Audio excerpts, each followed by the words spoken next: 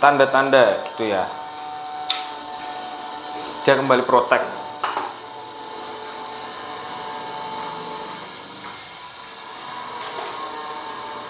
Nah, tidak ada muncul display OSD atau apa gitu ya. Kondisi mesin udah tak bongkar, udah tak buka casingnya. Nah, di sini kalian bisa lihat banyak sekali jackpot yang saya dapat, anjay. Nah, contoh di sini ada satu. Ini biasanya 470, kalau enggak 470 1000 mikro ini. 1000 mikro, sorry. 1000 mikro 2, ini 12. Dan biasanya di driver ini juga ada yang kembung. Nah, ini temenan kan. Kalau nggak salah 470 atau 1000 mikro di sini. Nah, kalian bisa lihat di situ. Terus di sini juga ada yang kembung lagi 100 mikro 35 volt. Sini untuk vertikal. Nah, untuk langkah pengerjaannya saya mau melakukan cuci dulu biar dia bisa kelihatan untuk elko-elko yang pada kembung gitu ya, biar saya bisa cek dengan mudah. Karena ini mesinnya udah kayak gini, udah lama banget, ini tidak pernah diservis ya. Setelah pencucian saya akan melakukan penggantian di elko-elkonya, karena elkonya yang kembung itu udah minta pensiun semuanya. Yang kedua, saya mau melakukan penggantian di elko 1 mikro 50 volt bagian IC vertikal atau di 100 mikronya. Karena bagian vertikal untuk Polytron itu sangat vital sekali untuk di 1 mikronya. Ya, daripada nanti usernya selalu komplain TV-nya protek atau kayak gimana, kita ganti aja, mumpung sekalian dibongkar gitu ya. Nah, nanti kalau misalkan buka coff ini, cop flyback, hati-hati men, karena ini sangat bahaya. Dani Werawani. Oh, no. Aman. Nah, untuk antisipasi ini pakai probe, kemudian groundkan ke sini. Nah, ini udah hilang gitu ya. Nanti dan nek wis kotak itu udah pasti hilang tegangan. Nah, udah pasti hilang, aman. Oh ya, untuk khusus TV Polytron ya, jangan di skip video ini. Di sini daging kabeh. Kalian jangan lupa groundkan yang bagian sini. Nah itu kan ada tegangan 180 volt. Untuk TV Polytron biasanya di sini masih nyimpen. Nah, ini udah tak groundkan, dia udah hilang tegangannya.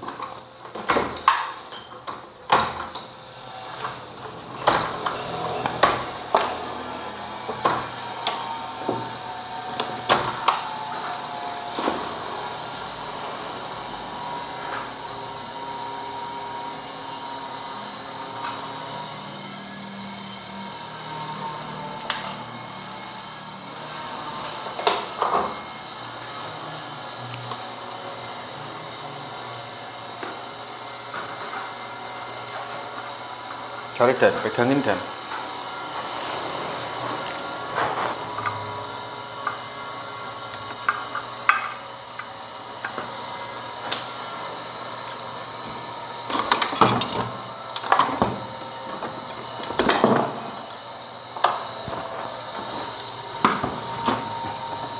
Nah, kalian bisa lihat ada 4 elko yang tak temuin kembung di sini. 1, 2, 3, 4. Nanti alangkah baiknya kita cek juga yang bagian driver sini atau yang bagian vertikal di sini, gitu ya. Nah, untuk mesin ini tergolong masih rapi semuanya, masih belum ada solder ulang, tergolong masih rapi, masih rajin. Oh, kecuali bagian vertikal nih, kayaknya udah pernah solder itu. Nah, kemudian saya mau groundkan yang bagian 180. Nah, di sini barangkali ada elko-nya. Ya, ternyata tidak ada. Memang udah di yang RGB ini doang. Ya, cuman tegangannya di sini aja yang nyimpen. skip sih. Oke, ini udah tak lepas dari ground tabungnya. Mesinnya udah kelepas semua, tinggal cuci aja men.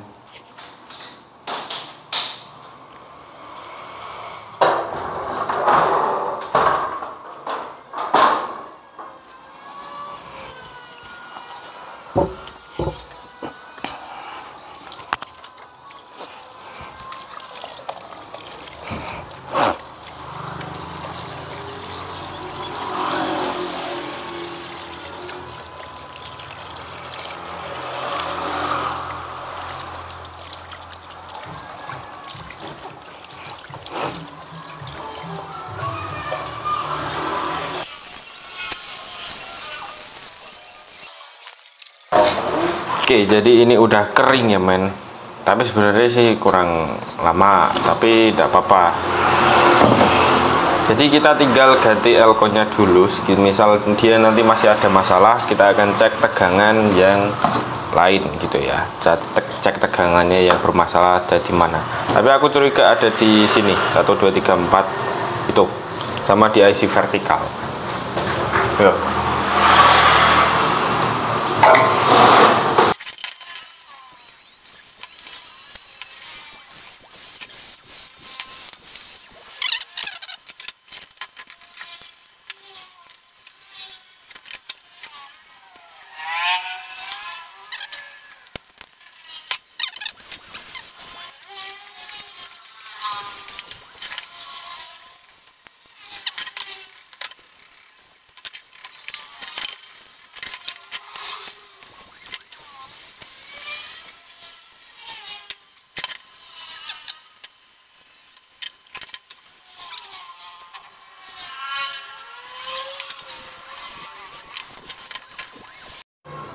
Oke, nah ini udah tak ganti semuanya men, mulai dari 1000 mikro sampai yang 1 mikro.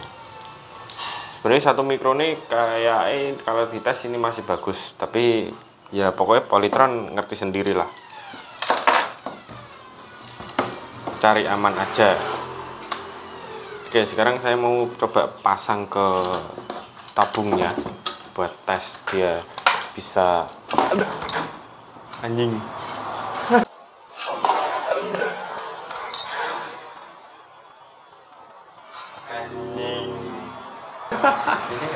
Ijo nyetrum anjing.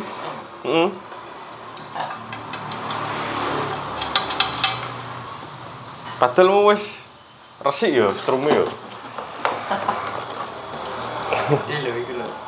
Gak lucu kok.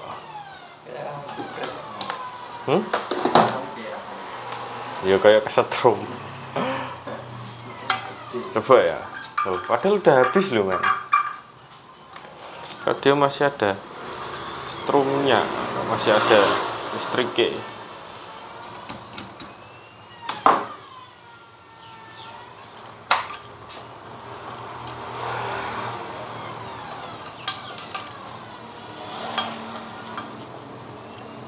Resiko teknisi ya kayak gini, pasti kesetrum. Gak pengen kesetrum jadi teknisi. Adul martabak wae.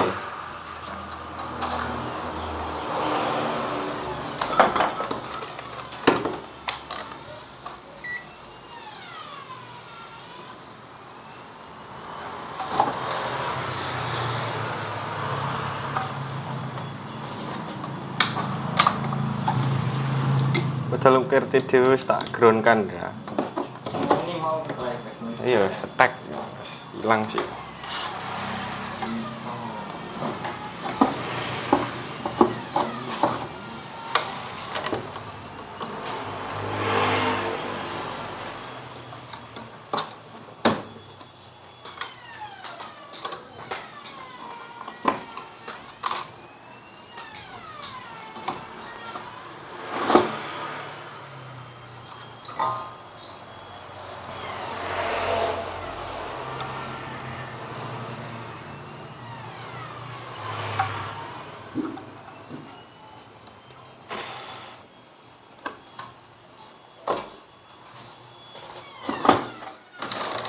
Nah, ini udah tertancap semua, tinggal coba tes lagi, man.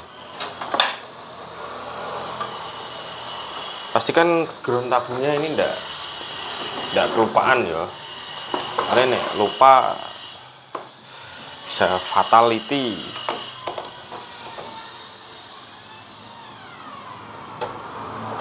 Remote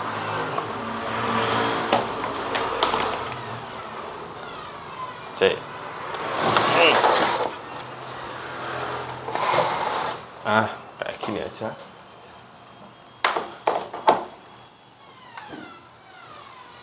Nah, dia standby, kita pencet tombol on. Dia standby enggak? Dia masih standby, men. Nah, ini artinya masih ada masalah. Nah, kalian bisa lihat di situ ada gambar pelangi gitu ya. Ya dan ya. Coba lihat. Tak start lagi. Nah, seperti itu. Enggak apa-apa. Nah, karena gambarnya kayak gitu, aku bisa pastiin bahwa IC vertikalnya juga bermasalah, gitu ya. IC vertikalnya juga bermasalah. Atau yang paling parah biasanya IC HBT-nya, IC utama nih, dia bisa jadi rusak. Tapi untuk kasus seperti ini, aku sering nemuin IC vertikal ini yang bermasalah. Nah, di sini IC vertikalnya ini yang bermasalah. Tapi alangkah baiknya kita cek tegangan dulu. Cek tegangannya berapa. Gitu ya.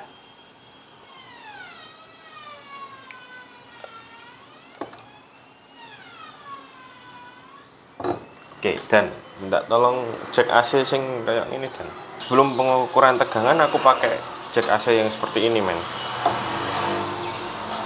Biar gampang buat testing tegangannya. Oke, karena kasusnya seperti itu, aku lebih rekomendasiin buat fokus ke bagian blok vertikal. Nah, untuk vertikal di sini kalian bisa cek tegangan ada 12 volt dan minus 12 volt. Nah, di sini ada plus 12, kemudian yang sini minus 12 volt. Kemudian tak colokkan. Oh, sorry. Jadi kita harus pakai itu. Apa namanya? Panel.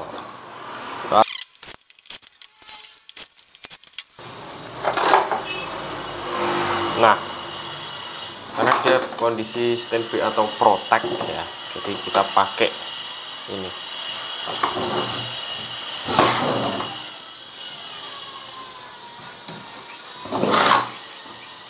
Nah, seperti ini. Ini buat penunjuk.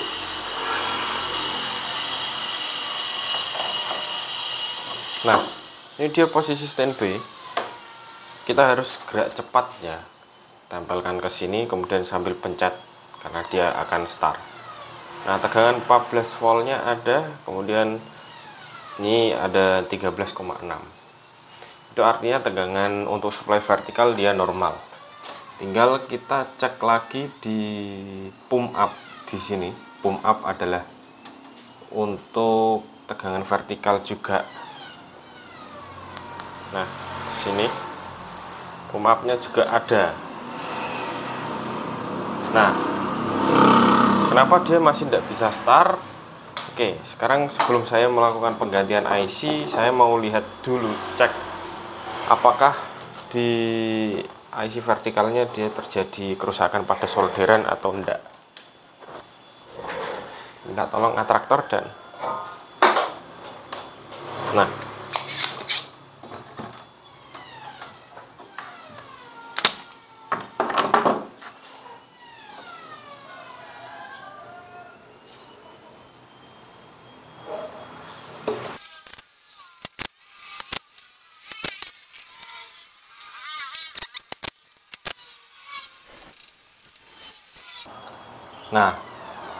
jadi kita harus ganti IC dulu untuk memastikan ya 78040 78040 IC vertikal ini barangkali dia memang bermasalah karena tegangannya dia normal, koneksinya bagus, dan elko nya tidak ada yang bermasalah.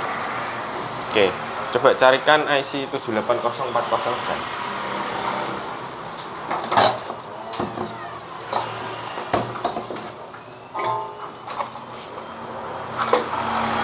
Tujuh 8141 boleh, 78040 boleh.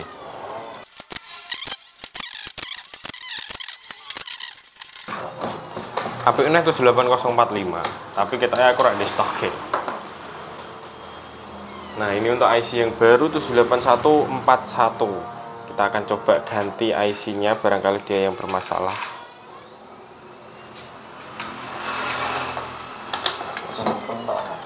Ya.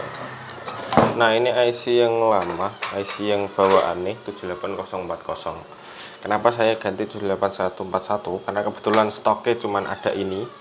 Dan IC ini juga tergolong bagus gitu ya, 78141. Karena ampere jauh lebih tinggi yang ini. Oh, habis ya?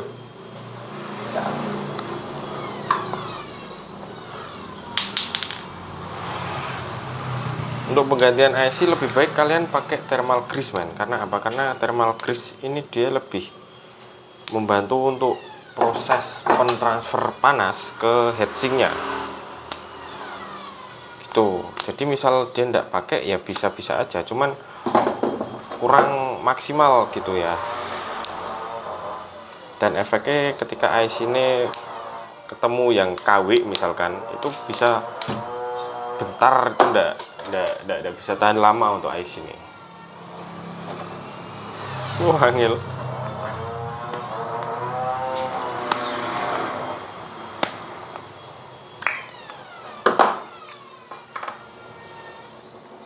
Tak nunggu apa iki? Nah.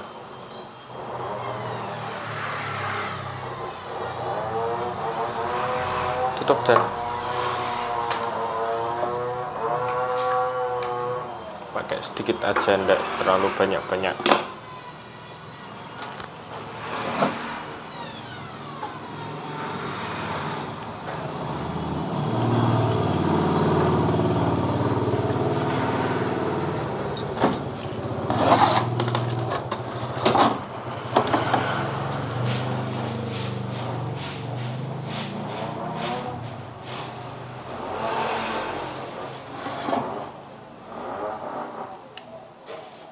Begitu sulit.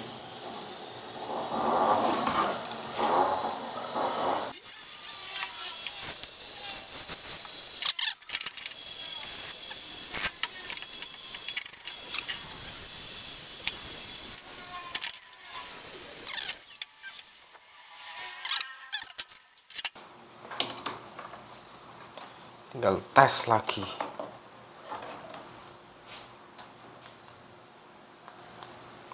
Nah, ada sedikit berderik gitu ya, tapi semoga aja dia tidak standby. Oh, dia masih balik standby. Ini artinya masih ada masalah lain gitu, men. Mungkin dari ketegangannya ada yang tidak muncul atau gimana gitu.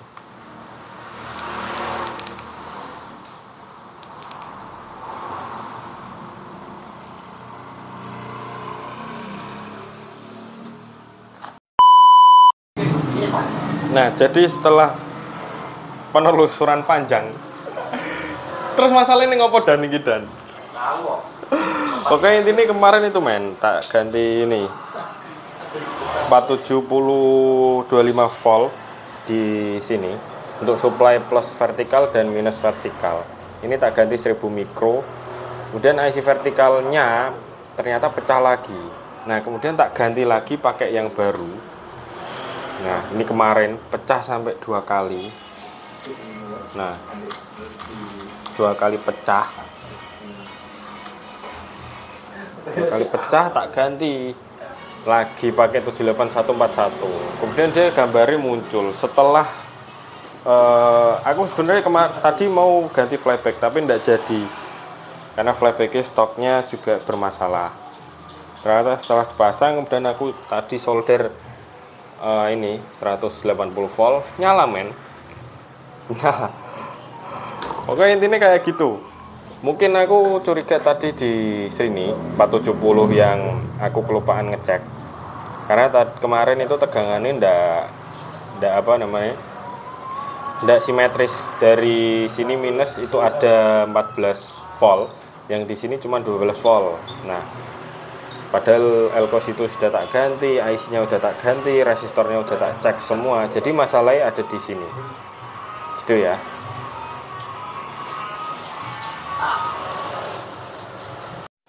Jadi kesimpulan di video tersebut yang tadi itu sebenarnya kecerobohan saya sendiri karena nggak ngecek untuk supply IC vertikal, dan saya nggak nge-record juga karena saya ngerjain itu udah lama banget gitu ya. Saya sampai tengah malam dan sehari juga, kemudian tengah malam, paginya saya kerjaan sampai sore, itu tidak membuahkan hasil. Dan besoknya lagi saya cek, alhamdulillah berhasil.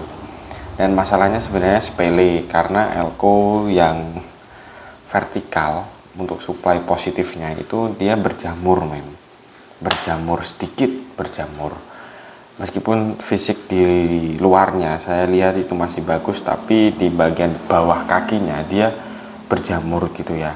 Itu yang mengakibatkan dia tegangannya sedikit ngedrop. Tapi di situ saya malah bilang kalau tegangan 13 volt itu normal. Padahal enggak, sebenarnya 14 volt. Padahal dulu saya pernah juga itu menemuin kasus kayak gitu yang vertikalnya jebol terus. Gitu saya ndak mengira bahwa elko tersebut ternyata bermasalah gitu. Padahal kemarin sampai tak ganti IC ini, IC utama juga tak curigai, ini udah tak ganti juga sampai 2 kali, ternyata tetap tidak membuahkan hasil. Dan setelah saya telusuri ternyata cuman sepele banget masalahnya, gitu aja.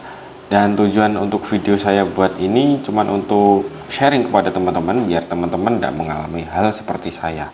Atau bila teman-teman punya masalah yang cukup membingungkan dan kebetulan ada di channel saya, kalian bisa mempraktekannya. Seperti itu tujuan saya bikin channel ini. Dan biar aku nggak kelupaan juga, misal aku pernah nemu kasus kayak gini, itu bisa tak ingat lagi dan bisa tak scroll sendiri, tak cari sendiri gitu Dan ndak semua juga yang servisan tak bikin konten, ndak semua, cuman yang menurut saya itu menarik tak buat konten atau ketika ada waktu luang aja. Oke, jadi intinya seperti itu. Kalian tetap fokus, tetap berhati-hati, jangan sampai tersetum kayak saya. Oke, semoga bermanfaat dan see you again. Bye bye. See you in the next video.